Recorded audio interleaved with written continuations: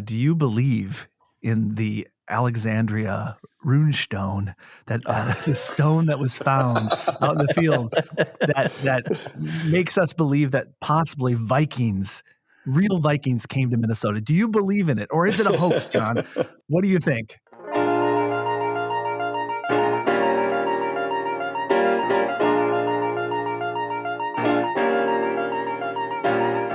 Do you love to travel? Do you love road trips? Do you love finding hidden treasures in towns all over the USA? Hi, I'm Joshua. And I'm Craig. Welcome to Treasures of Our Town. It's a podcast that explores unique and charming towns scattered throughout the United States. Guided by our love for location-based games like geocaching, join us as we venture into some of the country's most intriguing destinations, uncovering hidden gems and local secrets along the way. And on today's episode, Josh, this is your guy. This is your friend. You've done collaborations with this guy too. His name is John, and he does these, what would you call, travel tours of some degree, all within 1 minute. 1 minute. How do you get that?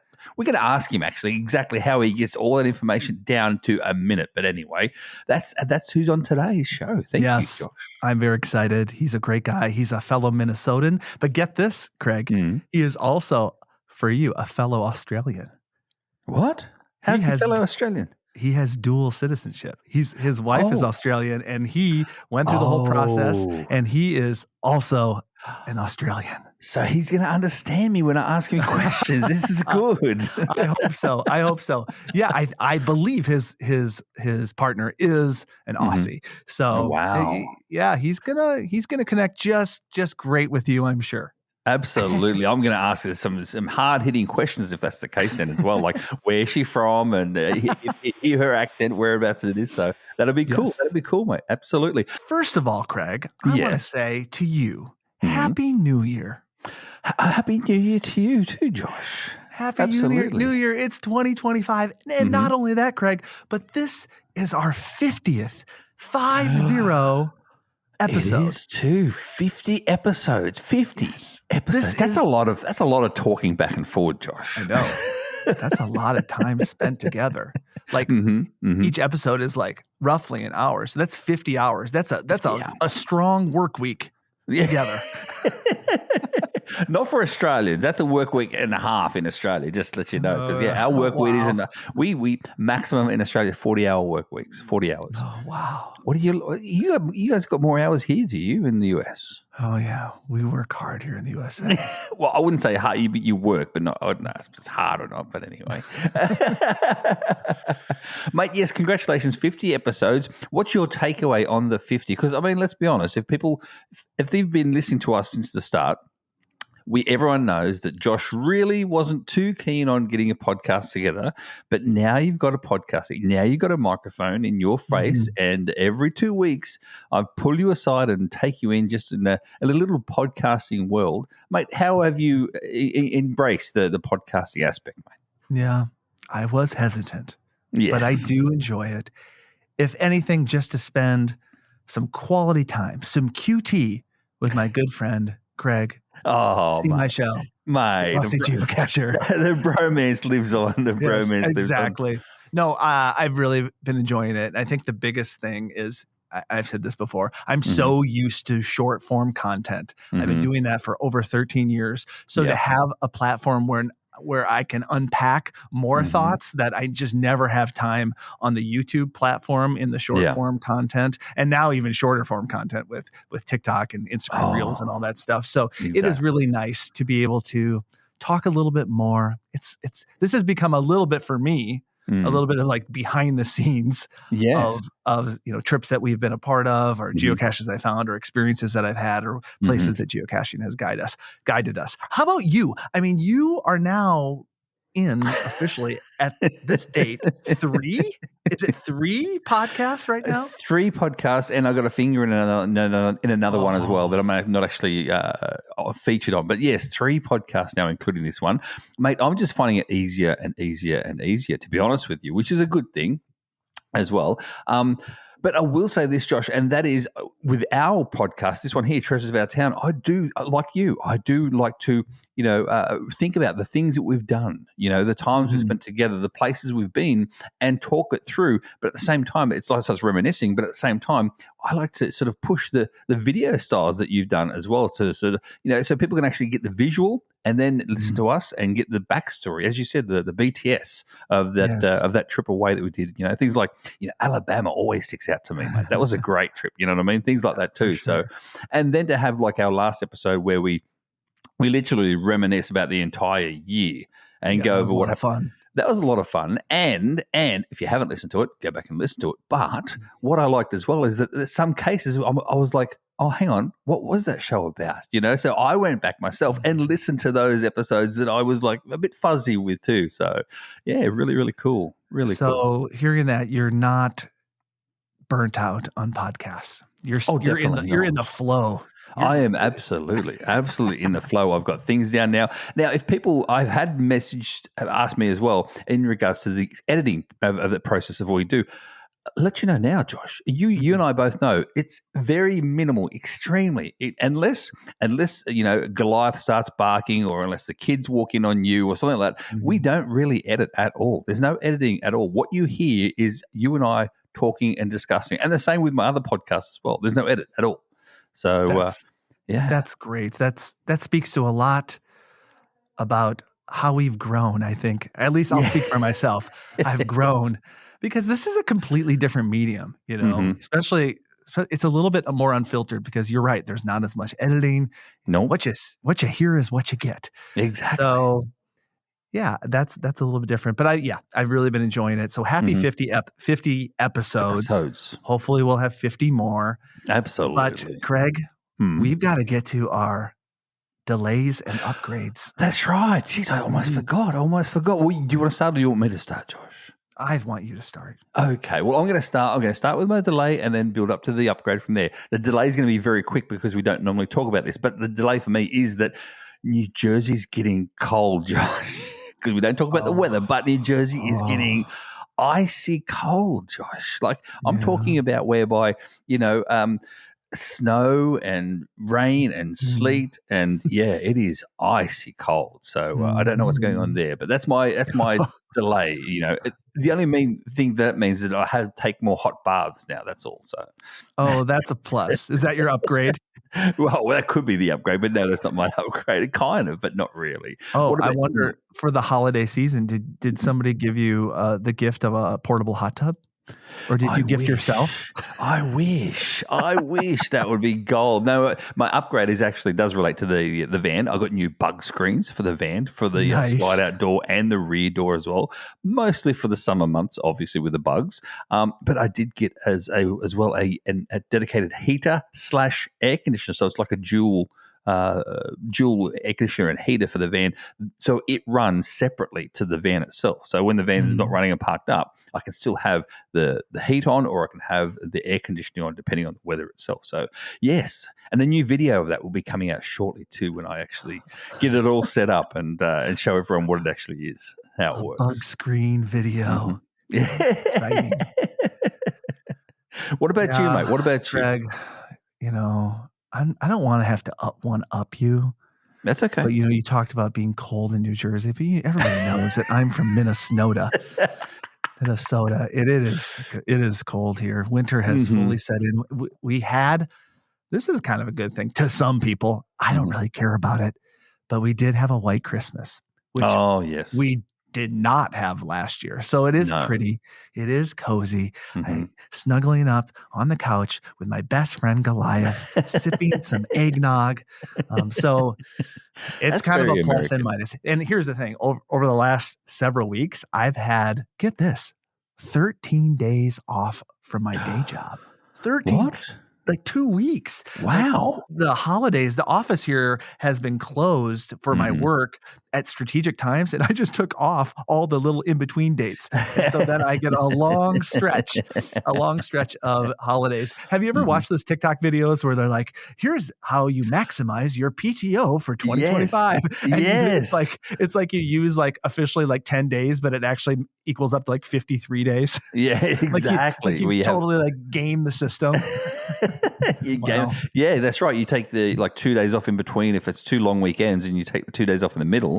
Therefore, you get like 8 or 9 days off, but you're only taking 2 days off actually work. So yes, that's really cool. That's really cool. So and mate, yes, nice I have seen your snow in Minnesota with your B reels as well. You've been showing your B reels a lot too, and so yeah, I've seen the snow on that too, and I've seen that the some snow plows have been out and they're scraping the roads. I'm just hoping it's not too cold up there as well, that it gets icy on the roads. Does it get icy on the roads?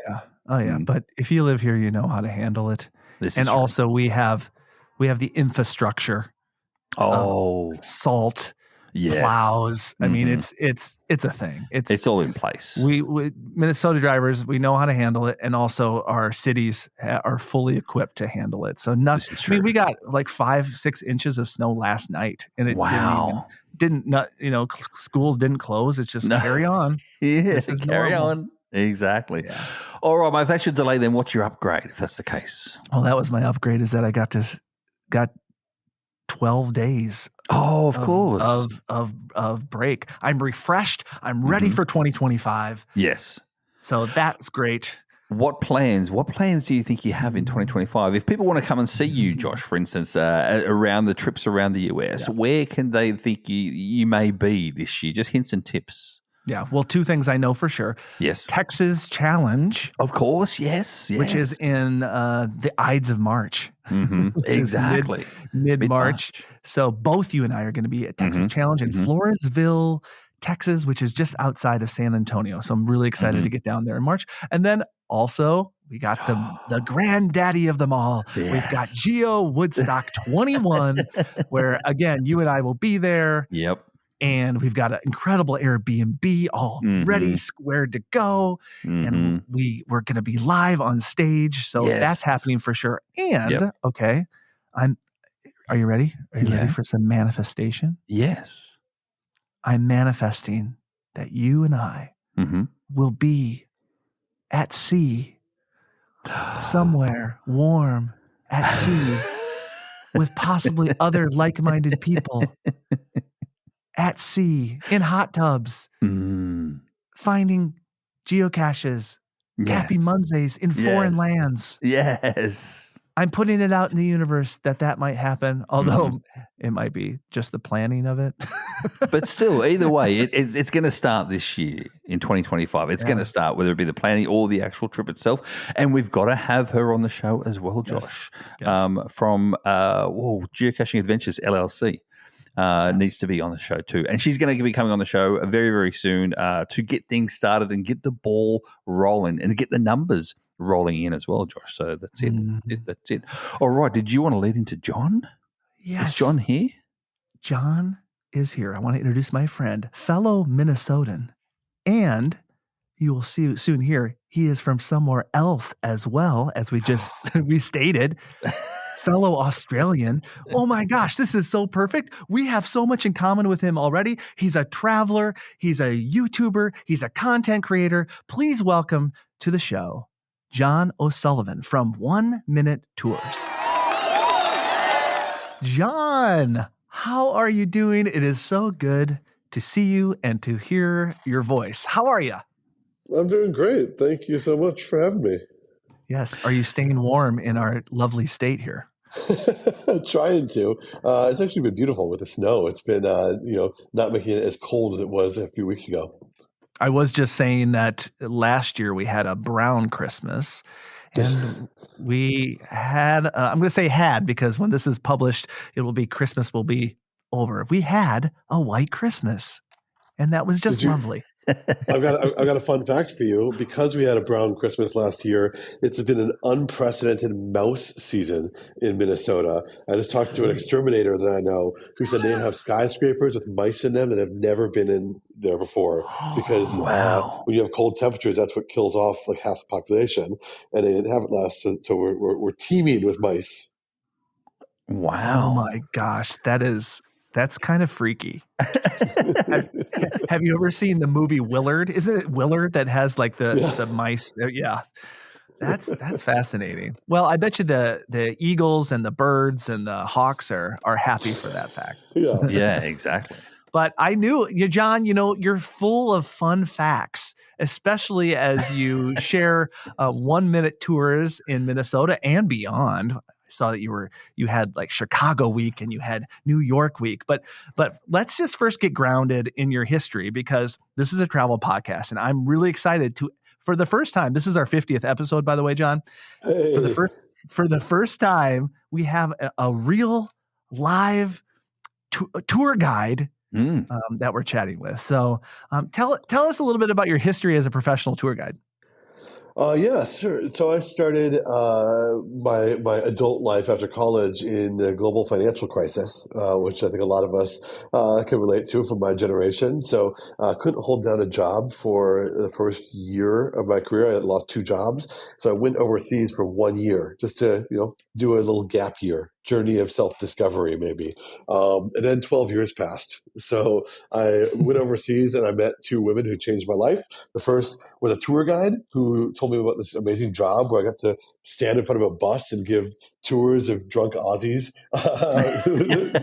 through Europe. And then the other one was my wife and the mother of my children, who happened to also be Australian, as the case may be.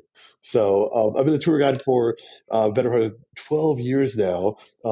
Started out on buses, I did boats, ferry hopping, foot tours, and then I started my own company in Melbourne, Australia, which continues to operate to this day. It's called Depot Adventures. I've got 7 employees down there and a general manager. And then life took us back to Minnesota, where I found this new life as a content creator on the internet, where I now have I run the largest social video account in Minnesota about Minnesota, where I'm taking a lot of the lessons I learned as a tour guide, but applying them to the place that raised me.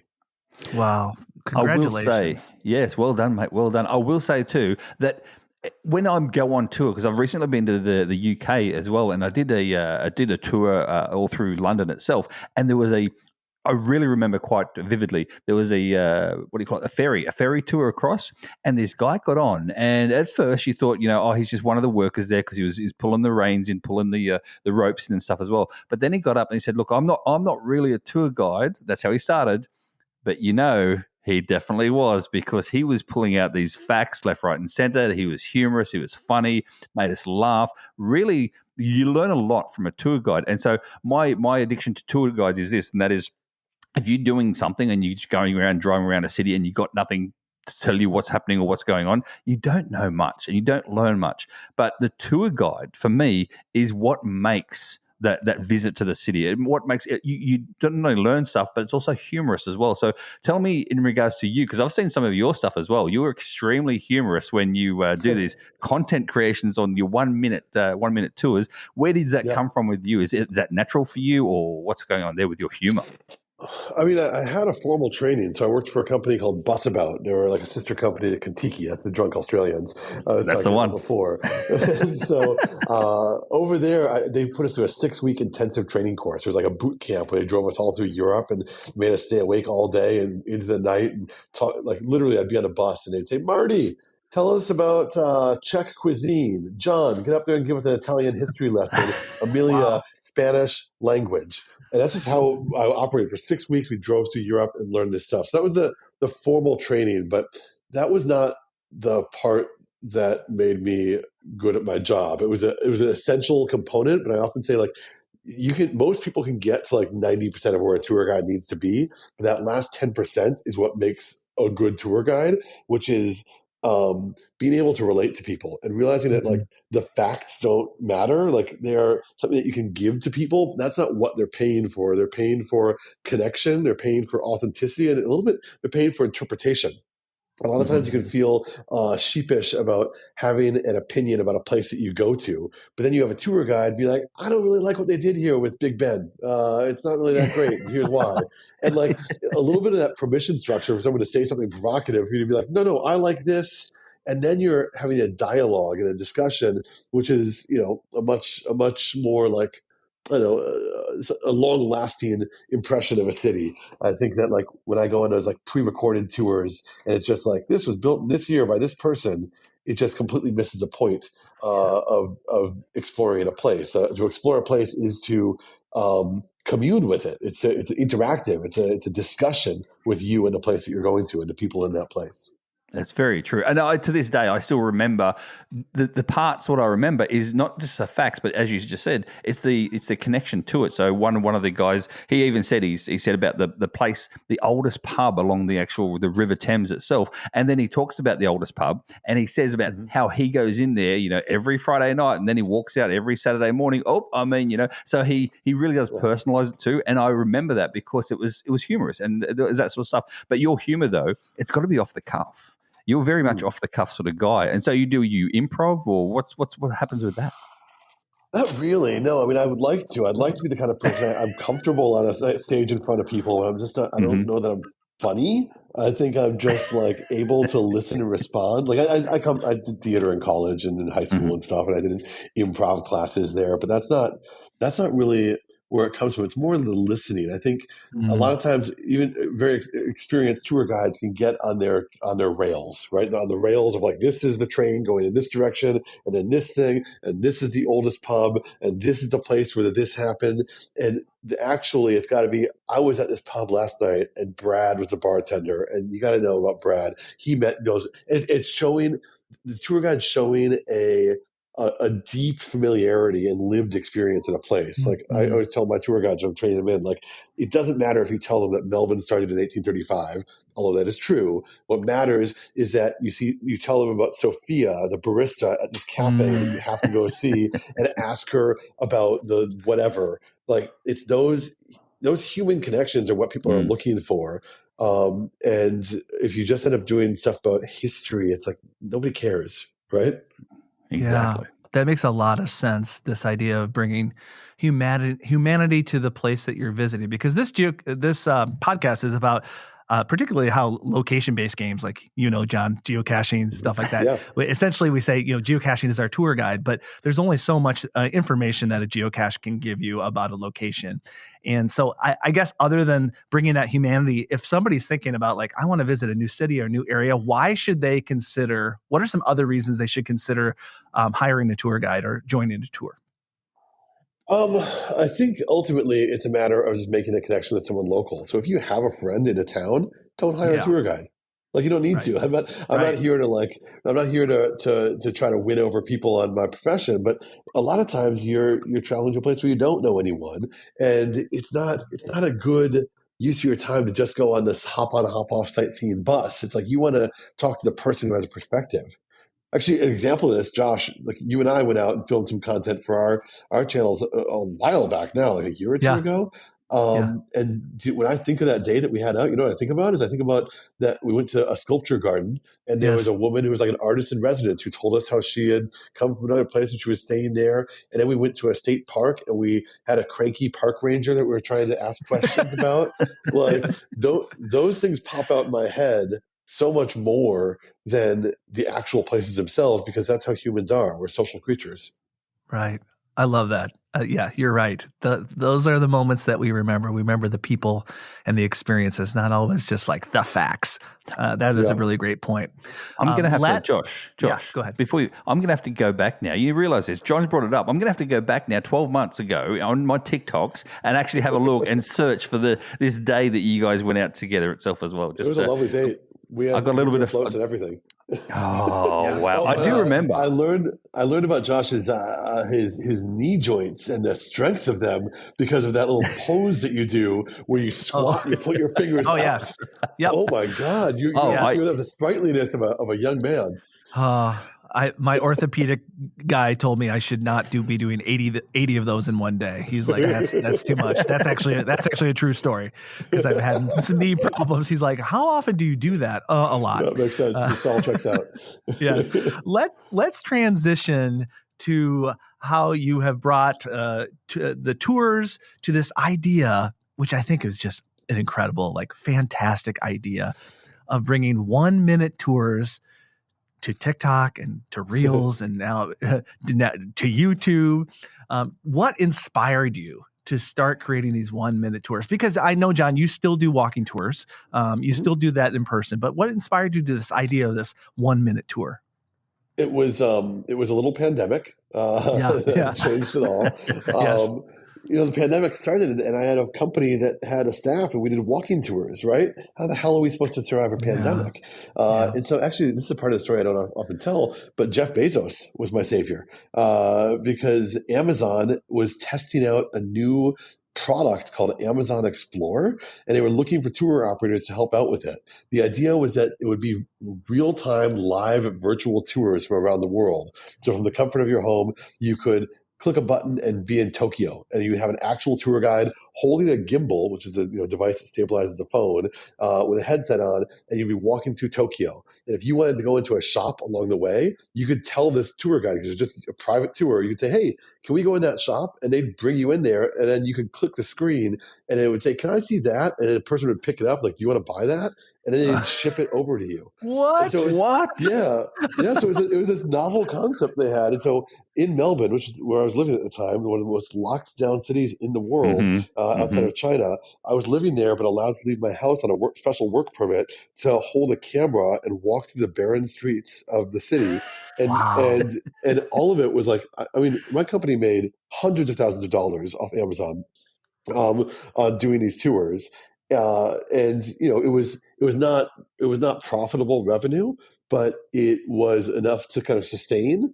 And it also taught us this new skill. And the new skill was like how to use a camera, how to get comfortable with talking. Like these were two-way audio, but one-way video conversations. So I couldn't see the other person. So I had to walk around like a putz in the street, be like, oh, look at this. I was gesticulating around and all that. Because I'd be on camera, and that got me comfortable with it. Yes. And then as it was happening, TikTok was growing in popularity. TikTok had a 1-minute limit on their videos. So while I was giving 45 minutes for Amazon, I thought, it'd be fun. Let's just do 1-minute versions of these. And so I started doing those. And it blew up, especially at a time when no one could leave their homes. In fact, in Melbourne, you could go more than 5 kilometers from your home for more than 1 hour a day. I was every day saying, did you know about this? And then also building up anticipation for the place to reopen. I would do a series called, it was Melbourne is reopening. Here are the bars you need to go to when it does. And I'd stand outside a bar and talk about it. And this went viral. I got on a bunch of major national networks in Australia talking about it. And so when I returned to Minnesota in 2022, I thought, let's do it again. And it's grown even bigger than that. Yeah, exactly. And Scott, what do I call you, Scott, Josh? That's my other podcast. That's my other podcast. Yes. And Josh, you don't know this, Josh, because you haven't been to Australia yet. Josh has not been to Australia. I keep on rubbing it in, but Melbourne, I will say, I'm okay. John, I'm a Sydneyite. Okay, I grew up in Wollongong, just south of Sydney. All right, we'll allow Wollongong. That's real. Wollongong's okay. Wollongong's okay. Not northern beaches. No. We're in the south. We're in the south. And worked in Sydney my entire career as a police officer as well. But Melbourne, Josh, Melbourne has the best coffee in the entire world. The coffee shops, not so much, because literally some of them are just holes in the wall. Some of them try and be fashionable and put like a milk crate, and you've got to sit on the milk crate because it's, this is trending. Milk crates are trending. You've got to sit on the milk crate, stuff like that. But the actual coffee is absolutely divine and to die for. Again, some trends aren't good. Some trends in Melbourne, you have coffee out of an avocado shell, like with some bits of avocado. That's not real. That is real. Absolutely real. I had it in Sydney when I was in Sydney as well. So the Melbourne place, that's the Northern Territory is making fun of us. I have a deep and abiding love for Melbourne. In fact, I got my Australian citizenship earlier this year, and so congratulations. I had a big. Thank you. It was a big moment for me. But Melbourne is it's such a uniquely special place. It is that I have a deep affection for, both because I lived there for 6 years and plan to live there again, but also because I went through COVID years. It kind of feels like I was there at this like critical time, and I had this moment with 5 million other people of going through lockdown and watching our premiere every day on the TV. Oh, and I will say again, Josh, you don't know this, but Melbourne is part of Victoria's the state. Victoria was the most locked down state in Australia, the biggest, hardest lockdowns in Australia. The premier at the time, which is you call them governors here. What do you call them here? I think you call them governors. Yeah. We call them premiers. The same. He's got so much flack from all the sort of stuff that he did and whatnot as well. But anyway, we get out of that conversation. Congratulations! Let's come back to you. the United States. Yeah, exactly. All Dan Andrews all the time. That's all we're talking about now. Just premiers of Australia. Exactly. Speaking of 1 minute wonders, anyway, John, you said before you started doing it in Melbourne, etc., as well. But getting back to the US, where do you pick, or how do you pick the locations to do these little tours that you do on TikTok? Yeah, that's the number one question I get, Really? and I never quite know how to answer it because I don't pick them. I go where my life takes me, and then I'm like, oh, I have time to do a 1 minute tour. Let's do one, and then it becomes a creative exercise. It's like, well, what am I going to talk about here in this empty field? And I'll be in an empty field. I'm like, that's interesting. We're in it's like a valley here. I wonder why it's a valley. So I'll open up Google and I'll look at it and I'll be like, why is there a valley here in Google? Or I might look on the Wikipedia page about the nearest town and I'll find, oh, it's the Minnesota River Valley. Well, why is it so big? The Minnesota River is only this wide and the River Valley is this wide. So then I get into it and I find out there's a prehistoric lake that used to be all the way up into Canada, Lake Agassiz. And it would drain into, if you look at the western border of Minnesota, there's a little nub. So it's almost straight. There's a nub that goes out that follows the river. That's where the lake drained into. And so the Minnesota River used to be much, much higher. That is also why we have a valley in St. Paul, because Minneapolis is before the junction with the Minnesota River, and St. Paul is after. And so here I am in the middle of a field in southern Minnesota, but I'm talking about a prehistoric lake. So the answer really is I think that there is a story to be told about every single place you go in the world. And if I were to do it what are the top 100 stories I want to tell about Minnesota? I'd never do it because you'd have to go travel there and set up and do all that stuff. So there are pluses and minuses to that. I think that my content is really biased based on where I happen to live, which isn't necessarily representative of the city I'm in. I don't do a lot on North Minneapolis, which I'm trying to change because that is the Black neighborhood. And we are one of the most segregated cities in America here in the Twin Cities. But I don't go there because my social life doesn't take me there. And so it's that's how I pick them, is that I don't. By the sounds of it as well, John, you do these 1 minute tours, but it takes you well over an hour of research, etc., before to get it down to 1 minute sort of thing. Is that what you're saying? Yeah, if I start from scratch, yeah. But also, I have 13 years experience as a tour guide, so I can find tenuous connections. For example, there's a place in Minnesota called New Prague. But it's spelled like Prague in the Czech Republic. And I used to give tours in Prague. I used to give tour groups through there. So I went to New Prague and I kind of gently teased the people for mispronouncing the city that they were trying to honor when they made the name of the city, but then also was able to talk a little bit about Czech history in there. So a lot of it is using the background that I have so I don't have to do the hour of research every time. It is awesome. You'll never run out of content because you're right. Everything has a story. It's interesting. The parent company of our hobby, geocaching, it is called Groundspeak, and the whole idea is wherever you are, there is a story. And that's a part of geocaching because we talk about the places it brings us, and when we go to that place, there is always a story about that place, and it's kind of interwoven with our hobby.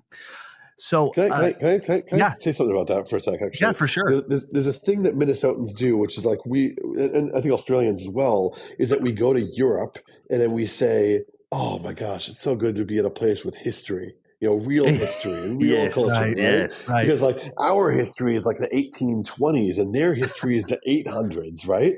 Yeah. But if you interrogate that a little bit longer, you start to see how problematic it is, because our history doesn't go back to the 1820s. Like here in Minnesota, we have this like rich and fascinating history from the 1600s of French voyageurs coming from Quebec and doing commerce with the Ojibwe and Dakota people over here. And if you go 12,000 years ago, you have petroglyphs, pieces of art in southern Minnesota being made. And yet, when they made the first version of the Minnesota flag, they put a date on it to signify when Minnesota began. And they said 1819. That wasn't when the state began. That was when the first permanent European settlement was. And so it's almost like we are continuing to propagate this untruth that history began in the 1800s here in Minnesota. Yes. And it's one of the things I enjoy about being here is like I'm able to, push that false assumption that people have and say, no, let's talk about 1790s in Minnesota here. Yeah, I love that. I have a follow-up question with that. Do you believe in the Alexandria runestone, that the stone that was found out in the field that makes us believe that possibly real Vikings came to Minnesota? Do you believe in it, or is it a hoax, John? What do you think? It is scientifically verifiably a hoax. It's not a matter of belief. Okay. We have proven, we've carbon dated the thing. In fact, the reason that we have the runestone on display at the Minnesota History Center, along with a Norwegian sword, is that the Norwegian Institute lent it to the History Museum so long as it was accompanied by a statement that there's no Viking ancestry here in Minnesota. But I think the more interesting part of that story is like how badly a people who had just come here wanted to have a tradition to follow. There's something in our humanity that wants us to be able to reach back into the generations before. And because you had all these Scandies coming here in the 1860s, they're all like, well, what is our connection to this land? And then they find this myth, this mythology of a runestone. And some farmer buries a runestone in a field and says, look, I found it here. And people loved going along with it to the point where we have our NFL team named after the Vikings here, in spite of the fact that there is no connection, because we have a desire to find a connection to land on which we live. And so if we don't have that, we'll just make it up. Wow, yeah, exactly. I've never thought of it that way. That's really interesting, and I as you explained it, I totally agree. That's why you're so great, John. You have the sense of curiosity about things that you just like dig below the surface, and it is amazing that you can often do it in less than 1 minute.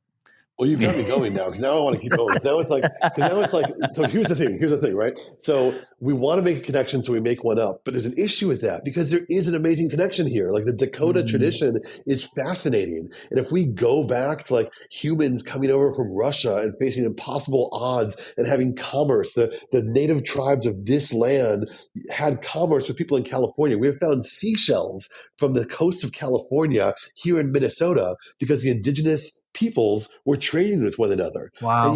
And yet rather than like indulge in that understanding and enjoyment of it and say, this is our story of this land, like this land has hosted so many people, instead we say, oh no, we're Norwegian, or we're Irish. Yeah, that's somebody else's story. Yeah, exactly. That's somebody else's. So it's this otherization of the story that belongs on this land. And so I love I get fired up talking about it. Geeking out about it. Exactly. Josh, you did bring that up. I think it was 2 or 3 episodes ago. You told me about this Viking connection, the runestone. So Josh was talking to me about it. We've settled it here. And now we've settled it. Like 2 or 3 episodes later, we've settled it. It is actually a hoax. But in saying that, John, as well, here's another question that it literally pops out as well. And that is, have you actually discovered something whilst you're doing your research for these tours then? If it wasn't a rhinestone, what have you discovered? What have you discovered? Something unusual. Oh man! I mean, every day it's something new and interesting. I mean, to stay on the topic here, I didn't realize that the Ojibwe people, the indigenous people here, aren't that old in terms of how long they've been in Minnesota. They came here the same time the French did.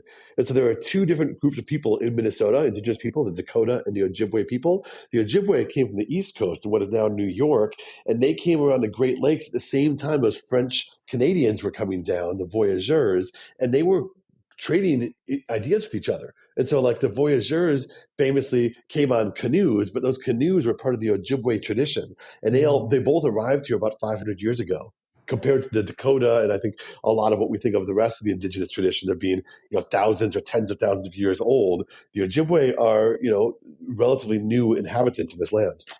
Wow. Man, digging below the surface once again. That's impressive. So let's get to back to the 1 minute. Oh, the 1 minute tours. 1 minute. Do you find it challenging? I've seen you in action. I've seen you in person, in action. And do you find it challenging to get everything you want to say in short form content? And I think that partially, think that's the appeal. I mean, let's be real. A lot of people just don't have the patience to sit through a whole YouTube video, a long YouTube video, or to sit through a documentary about something that they're interested in. TikTok has a platform where it just gets fed right to them, and it's compelling, and you draw them in, and you have a short amount of time. Now, of course, TikTok has expanded their time, of course, but the discipline, the idea of the discipline, at least when it was less than 1 minute, did you find it difficult to fit everything you want to say, or condense it, or summarize it in a way that's meaningful? No, I didn't. But that's because I had a decade of training to do it. Everything in my career led to this. And this is the insight I had when I started 1 Minute Tours, is that I created a channel that played to my strengths. And for years, I had been on a bus with a microphone giving a night drive of Paris. And when we arrived at the Eiffel Tower, our bus was going to turn at the green light when the light turned green, whether or not I was finished my story of Pierre Eiffel, right? And so I needed to find a way to quickly wrap it up. And by contrast, if we didn't make that green light, had to wait another cycle, I had to just draw the story out that little bit longer. And so I learned to be very modular with my storytelling. And so the creative constraints of making it 1 minute, I really enjoy, because it's not just a matter of fitting it into 1 minute. It's also making the visual really exciting.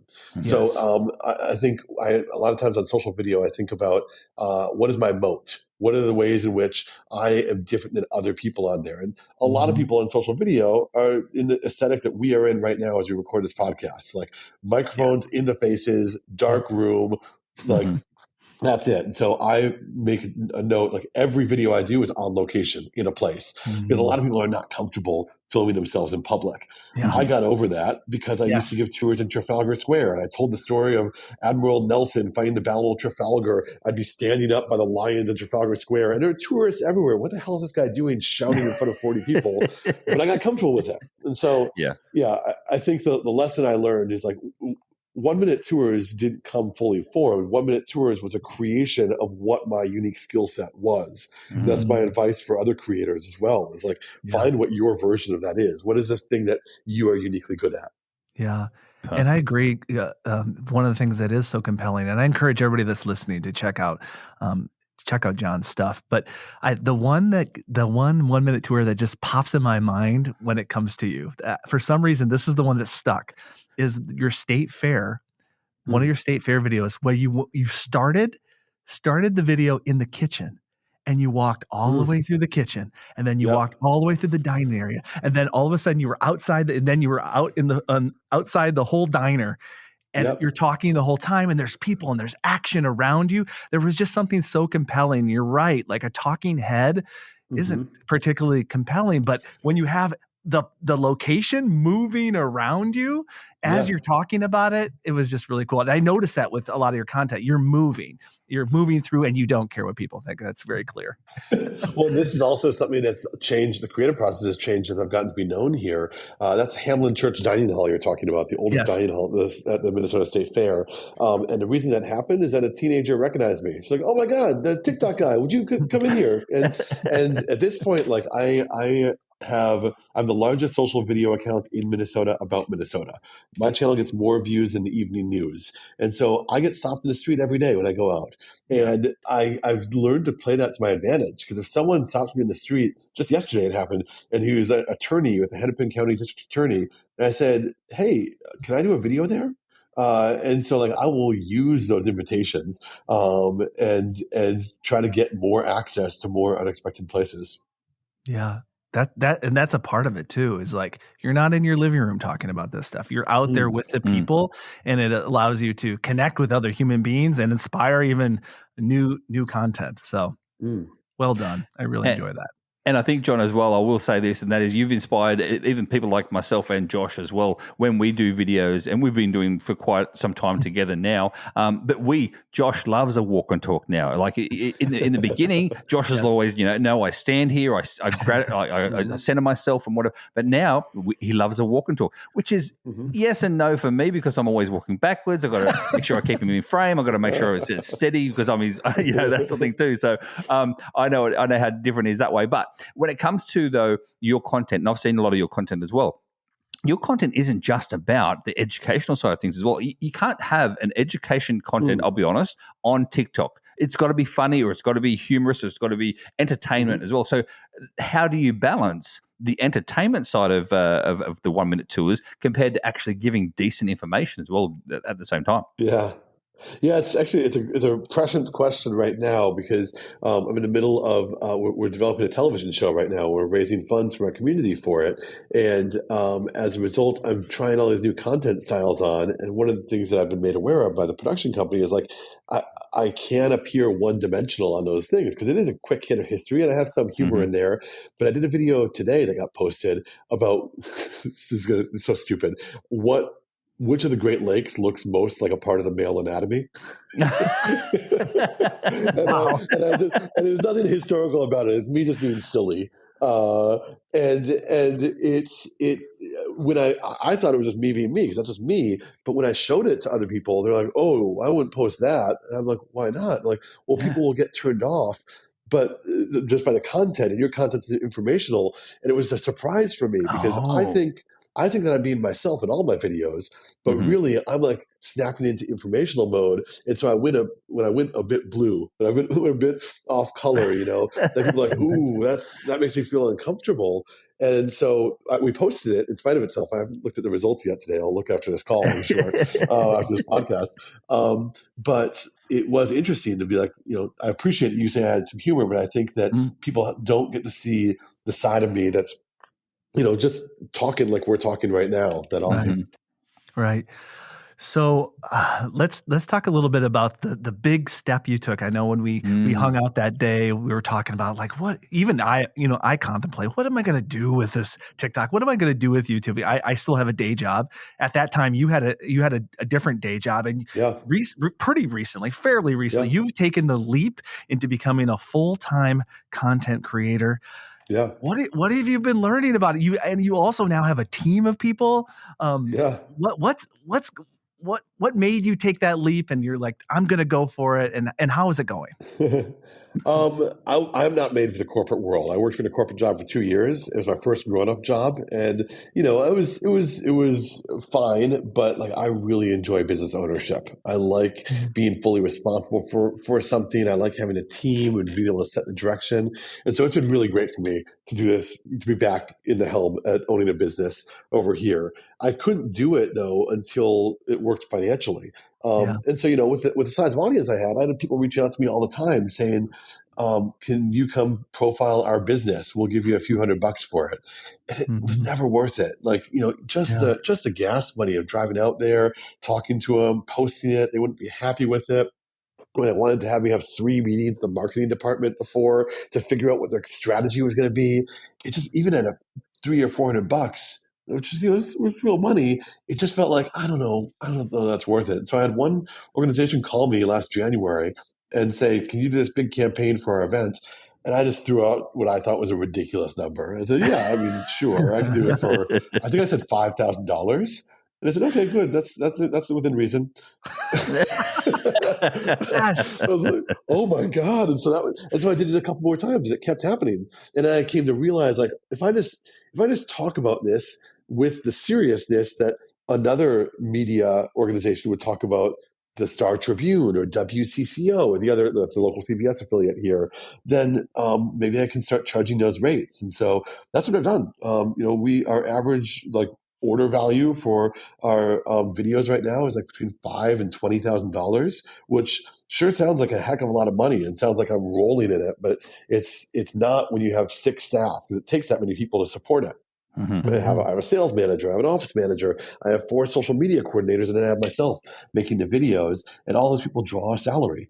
And so, it's been an interesting journey building this thing up, especially because I'm not riding in very many people's wakes. Like, this idea of being a full-time content creator is a really new thing. It'd be easier if I'd just gone into, being a carpenter, because there's, generations of knowledge about that. But here we are.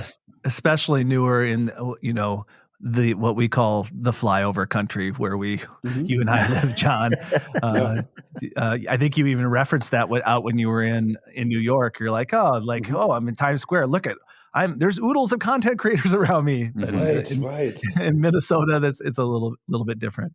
Hey, it's stark, isn't it? Yeah. I just want to say it's stark, and it's something that's coming into contrast in the last few months. I mean, for the second time in 3 presidential election cycles, a lot of people have been knocked on their heels by something they didn't think was going to happen with the Trump's election. But I think a lot of that can be attributed to the fact that our medias they're so based on our coast, and there's so much less media creation happening every day. I mean, I can name 4 media organizations off the top of my head in Minnesota that have massive layoffs in the last year, even. Wow. And I think that there are some consequences to that we haven't fully explored, but I think that we're seeing it with the way that a lot of the country was surprised by the election result, when all the media they're consuming is coming from so far away. Yeah, that totally makes sense. And I just want to say before we move on to John, I just admire your courage and this idea of knowing your worth, knowing your value. And I think that's a little bit of like, even as I think about myself and my journey, my 13-year journey of creating content, it's just like, I don't know if I've ever come to terms with actually knowing what my value actually is and taking that leap. So I might have to do some more hard work or just have a conversation or maybe a pep talk, or maybe, John, you just hire me. I don't know. Yeah, man, let's work on that. Let's figure it out. I think I said this to you when you hung out a year or 2 ago. I'm like, you could do more. We do this full time. Let's do it. Let's get out of here. Let's blow this candy stand. So I'm a phone call away when you want to figure it out. And funnily enough, John, as well, when I actually talk to people separately and they say, they want to know more about Josh. They know Josh because he's the geocaching vlogger, and they're geocachers themselves and whatnot as well. And they see he's following on social media, and they are surprised that he's actually got like a real job, like a real full-time job that he does. He's not doing this full-time. None of his content creation is full-time. And all 3 of us sitting here talking now, we all 3 of us know the time it takes to do content creation, from the filming or the ideas at first, then the filming, and then the editing as well, and then the publishing and posting, and then the promotion of that as well. So good thumbs up to Josh. He's still doing the hard yards. Really is. And good to see that someone though is on the other side of Josh, pushing him a little bit to go, Josh, you could be valued a little more. Just saying so. Yeah. Well, I just met up with a content creator, a mutual friend of Josh and mine's, Emmeline Childs, this week, and we were talking about this exact same topic, because there's a chasm. Like, you start out as a content creator, and it's such it's an act of solitude, right? And then there's this gap between where you are now and where you need to be, which, you can't possibly think of, how am I going to do a video every day and edit it and publish it and tell people about it and do the business deals and all that? Well, the answer to that is you don't go through that chasm. You hire other people to help you leap over it, right? And so that's the thing that people really struggle with, is like releasing some control over it and taking on some management ability. But it's very much possible. And I think like the economics speak for themselves when it comes to eyeballs, because people talk about the death of media. Media has not died. Like, people are paying as much as ever for eyeballs, right? Like, people, it's just that all that money is going to Meta or to Google or that sort of thing. But we can jump in there and take some as well. But you need to have a support structure in place, because it's impossible to just do it all yourself. Well, I'm happy to say that I think personally I was one of Josh's first employees, so to speak, when he brought me on board as one of his editors way back in the 2020, 2021 days. So, yes, thank you for that. But meanwhile, though, I think Josh could be on a TV show as well, John, just saying. Oh, yeah. And, of course, with your new TV show in the works, tell us about that, your new TV show in the works. Yeah, thanks. So the show's called Hidden Middle, and there's a business reason it exists and a philosophical reason it exists. I mean, from a business perspective, right now all of my content lives on other platforms where I don't have a direct relationship, but for the monetization model. Just think about when you're scrolling on TikTok, you are going from video to video to video to video, and then an ad pops up. But how does TikTok attribute that revenue to the 5 videos you watched before? It's a really opaque answer that doesn't lead to a lot of great things. Like the dollars that they spend, that they give the creators, is so low you can't plan a business for it. And so you need to be on a YouTube to have it be a proper business model. So that's the business reason it exists. There's also a creative reason, which is just like I'm starting to get a little bit not tired of, but just like I'm not feeling as challenged as I used to be by 1 minute tours. And so creatively, I wanted to do something to challenge myself long form. But then I think there's a philosophical reason it exists in the world. So the idea of hidden middle is that it takes place in the hidden middle of America, so flyover country, as we referred to it before, Yeah. and it explores the hidden middle between 2 disparate topics, often which happen to be in the middle of America. So, for example, how does a naked John Lennon tie into the Mall of America? What's the connection between these 2 things? That's a what great we're going to idea. explore on the show. Wow. I'm really curious now. That sounds like a good show.